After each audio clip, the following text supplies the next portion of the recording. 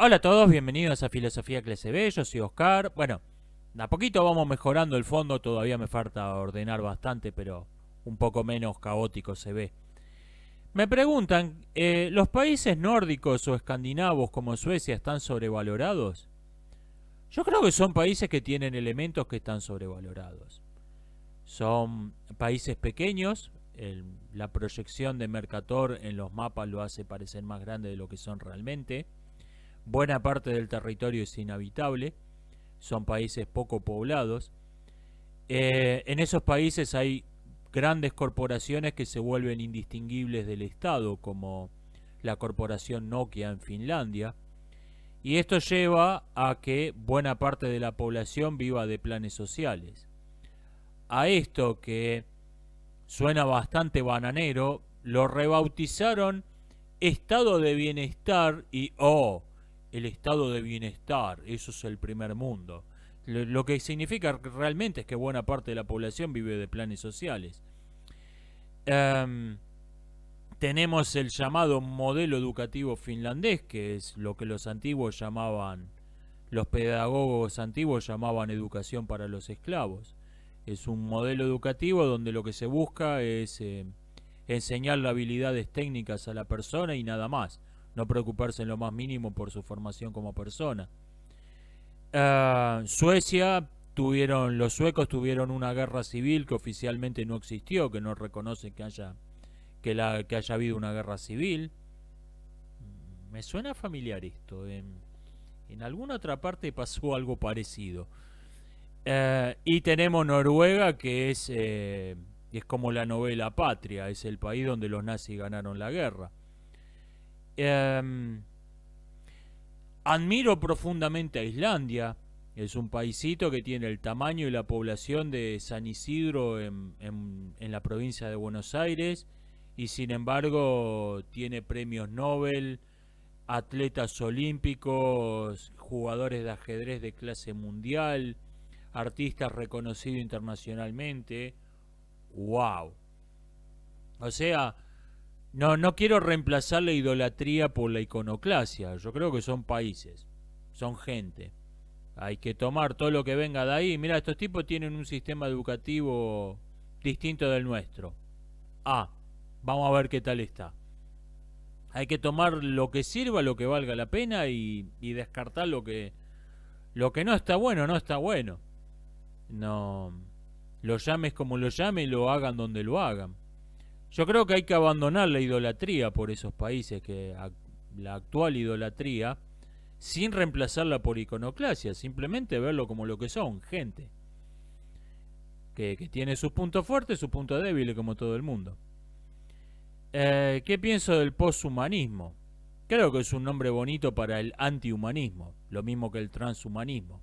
Son nombres bonitos para lo que de modo apropiado debería llamarse antihumanismo.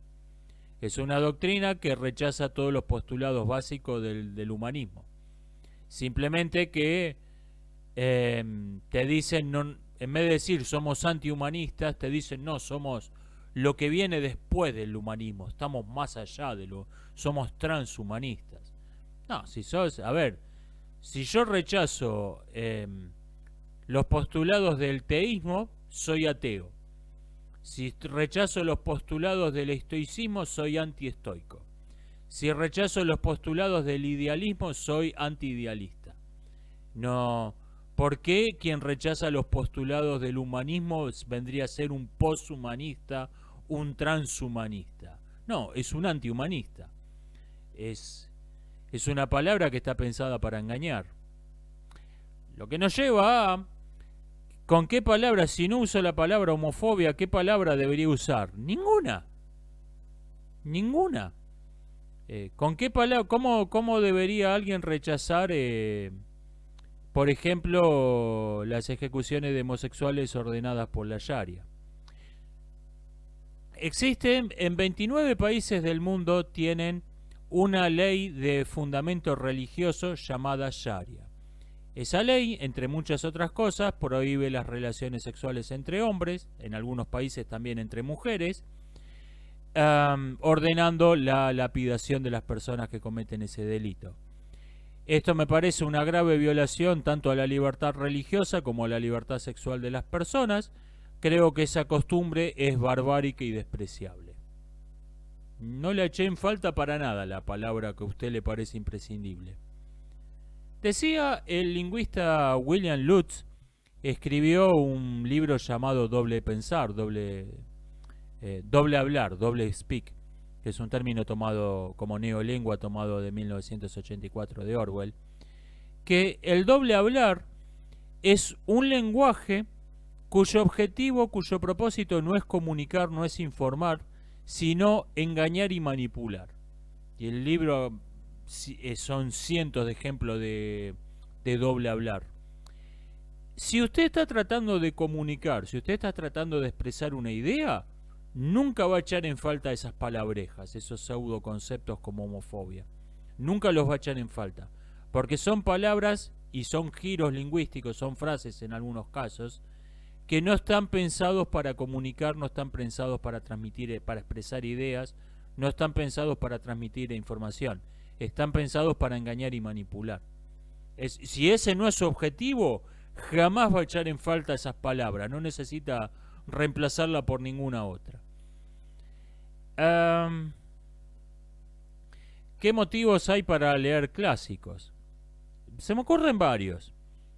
Uno es tener cultura histórica, simplemente. Otro es que las ideas que se están discutiendo actualmente vienen de discusiones anteriores. Entonces uno necesita conocer toda la historia de la idea para entender cabalmente lo que está discutiéndose hoy. Cuando uno empieza a jugar al ajedrez, le recomiendan estudiar las partidas de los jugadores del siglo XIX, porque las ideas eran mucho más claras, mucho más transparentes. Lo que ocurría sobre el tablero en el siglo XIX, en una partida de Carlsen contra Caruana, no ocurre nunca, porque los dos lo ven y lo evitan. O sea, lo que ocurría sobre el tablero en el siglo XIX ahora te aparece únicamente en los análisis. Carlsen no jugó esto porque pasaba esto. Bueno, eso no jugó esto porque pasaba esto, es lo que hubiera pasado en una partida del siglo XIX. Entonces uno tiene que conocer la historia para entender, tiene que empezar comprendiendo a los ajedrecistas del siglo XIX, después avanzar para finalmente entender una partida, realmente entender una partida de Carlsen contra Caruana. En ese mismo sentido, uno tiene que arrancar mínimo por Aristóteles y Platón para entender realmente a filósofos como Nietzsche, como Russell o cualquiera de los últimos tiempos. Tiene que arrancar desde lo básico. Hubo épocas que fueron particularmente brillantes en algún aspecto, aunque en general no nos impresionen demasiado en otros. Por ejemplo, la ciencia moderna superó a los antiguos en todo.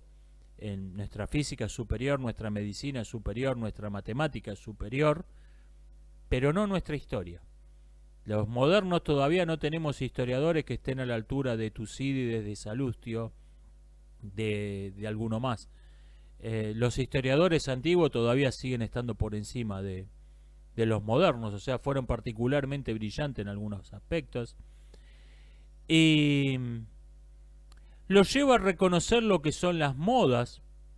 Cuando uno se da cuenta que hay algo que se está discutiendo ahora, que salió de la nada, que no tiene, se da cuenta que no es algo muy importante. Lo que pasa es que las modas del pensamiento pueden durar un siglo. Entonces uno por ahí no las reconoce como moda y está discutiendo algo que no tiene ninguna importancia, que no tiene ningún sustento. Y finalmente conocer otras épocas es como viajar.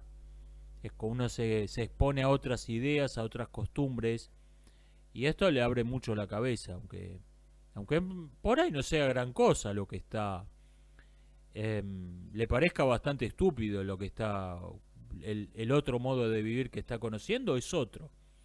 Esto en sí mismo es algo valioso. Estos son los fundamentos de yo tengo la regla de 3 libros, 2 tienen que tener al menos 100 años. Es una regla de la que no me arrepiento. Y Otra regla es que de 3 libros de filosofía que leo, 2 tienen que ser de Aristóteles y uno sobre Aristóteles.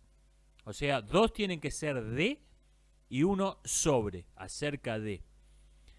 Em, Estas reglas estoy muy satisfecho. Desde luego, ahí viene la objeción. Si alguien me dice, bueno, pero yo estoy estudiando, yo soy un neurocirujano, bueno, usted necesita estar al día con las últimas novedades, es verdad, pero es inevitable. Pero por regla general creo que estas son buenas recomendaciones. Eh, si la viruela del mono se contagia por vía sexual y pasó de animales a humanos, ¿eso qué significa? No es la única vía de contagio. No, no es la única vía de contagio. Lo que pasa es que de humano a humano la principal vía de contagio parece ser la transmisión sexual, con cierta práctica sexual en particular. Eh, Respecto del SIDA, la hipótesis PG-13 dice que en alguna clase de ritual religioso deben haber sacrificado un mono, dejado caer la sangre sobre una persona, la persona tenía una lastimadura o una quemadura o alguna llaga expuesta, esa llaga entró en contacto con la sangre del mono infectado y así fue como se contagió el SIDA. Occam decía que la explicación más simple tiende a ser la correcta y la del mono sacrificado no es la explicación más simple. Pero bueno, nunca lo vamos a saber. En el caso de la viruela del mono, no, puede pasar de muchas formas al ser humano. ¿Qué tan preocupante es esto, hablando seriamente? No lo sé. A mí, yo ya lo comenté, con la epidemia del 2020, el sistema de salud sacrificó por completo su credibilidad. La gente no les cree nada. Y si la gente no te cree, no podés establecer una medida sanitaria real, no importa que tengas razón, no importa que sea realmente necesaria, porque perdiste por completo la confianza de la gente. Y esto es un asunto gravísimo. El modo desastroso en que se manejó la epidemia del 2020 nos dejó como los enfermos del SIDA, nos dejó sin defensas. Cualquier cosa que parezca, no tenemos defensa. Esto fue el durísimo legado que dejó la epidemia del 2020.